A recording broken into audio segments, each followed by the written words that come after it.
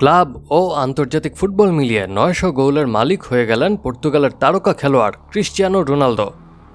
ইতিহাসে তিনিই প্রথম যে এই কীর্তি গড়ার নজির স্থাপন করলেন।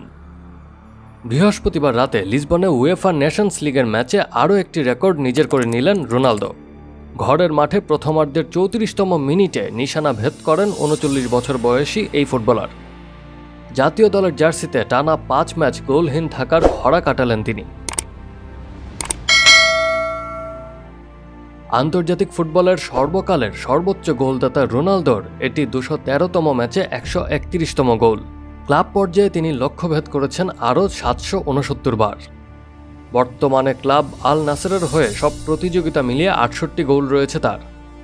এছাড়া রিয়াল মাদ্রিদের হয়ে ৪৫০, ম্যানচেস্টার ইউনাইটেডের হয়ে ১৪৫, জুভেন্টাসের হয়ে ১০১ ও স্পোর্টিং লিসবনের হয়ে ৫টি গোল রয়েছে তার।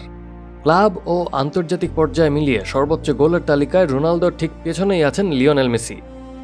আর্জেন্টাইন তারকা লিওনেল মেসি করেছেন ৮৪২টি গোল।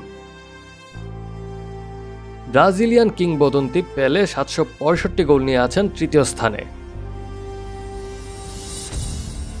Action sports.